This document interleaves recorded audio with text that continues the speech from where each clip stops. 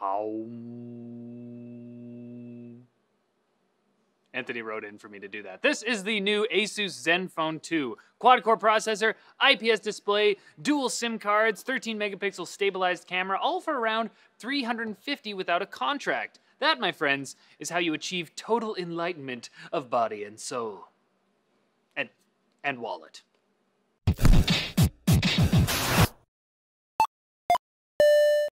Yes, before we start this review, remember that price tag. As of filming this video, the ASUS Zenfone 2 ranges in cost from $300 to $379, depending on the amount of storage, processor, and amount of memory. It comes in a variety of colors, including gray, black, red, white, and gold. The exterior of the phone looks quite nice with a 5.5-inch 1920 by 1080 IPS display.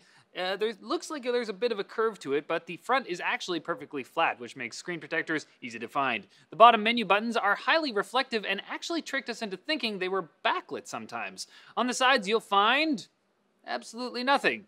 On top, there's a power button and a 3.5mm headset jack. On the bottom, a micro USB port. On the back, you'll find the LED flash, the camera, volume rocker, and speaker cover. Anthony particularly likes the fact that the camera and the buttons there are recessed, so when you place the phone down, you're not resting it on the camera lens. The back texture is a bit hit or miss, though. It's a brushed plastic that really feels quite cheap sometimes, and even sticky. I don't know how that's possible, but the upside is that it doesn't hold fingerprints and actually offers a pretty good grip on the phone.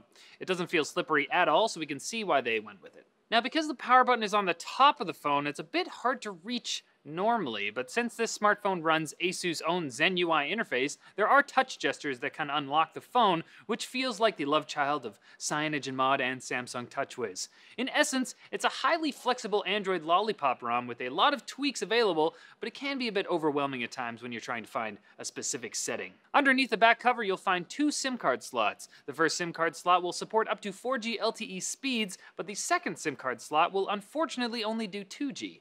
It's enough for someone who travels occasionally, but not fast enough for someone who needs to regularly work under different carriers. When dialing or texting, you actually now get two buttons with your two carriers to choose from. Even with the relatively bloated ROM, the phone is pretty snappy. With up to 4 GB of RAM available, we really had no issues at all with stuttering or slow multitasking. You have a choice of two quad-core Intel Atom processors with a clock speed of either 1.8 or 2.3 GHz. You get to choose from 2 or 4 gigs of RAM and 16 to 64 gigs of storage. All versions do come with a micro SD card slot for expansion if you want that. We put our model with the 1.8 GHz Z3560 Atom processor to the test in Antutu just to see how it compares with Snapdragon, and it's actually quite surprising. With a score of 42,383, it's actually within 2,000 points of a OnePlus One, HTC One M8, and Samsung Galaxy S5. It'd be interesting to see how much of an improvement the 2.3 GHz bigger brother would provide. It may lack the extra 4 low-power CPU cores of the new octa-core processors, but since it's an Intel processor,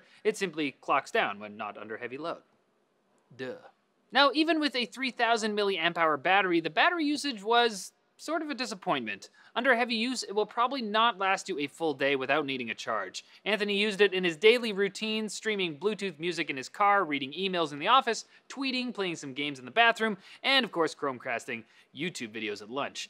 By early evening, you'll need to start rationing out that battery or find a charger. That said, the phone does come with what ASUS calls Boost Master, which will let you charge the phone from 0 to 60% in just 39 minutes. It may just be our pre-release sample, but hopefully this is something that improves with a later Zen UI update. Finally, another gripe we had was the camera. It just looks like a photo taken by a phone. It's a bit grainy, the details are a little muddy, and the autofocus is a bit slow. It's got a wide range of filters and modes, including depth of field, beauty face, low light mode, panoramas, HDR, and even time-lapse. However, it does not have the optical image stabilization for photos. There's stabilization for videos, but it's a software-based thing and only available in 720p.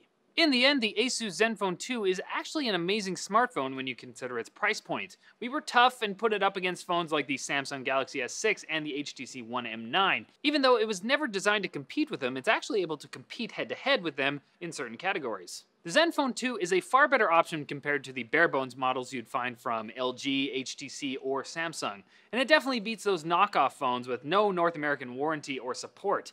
Half the time you're not even sure if you're getting what you paid for. Well, that's pretty much it, guys. Let us know in the comments below whether you'd consider the Zenfone 2 as a good mid-range smartphone, or if you'd rather go with something else. Thanks for watching. Like or dislike the video, whatever floats your boat, and don't forget to subscribe for more videos like this from NCIX.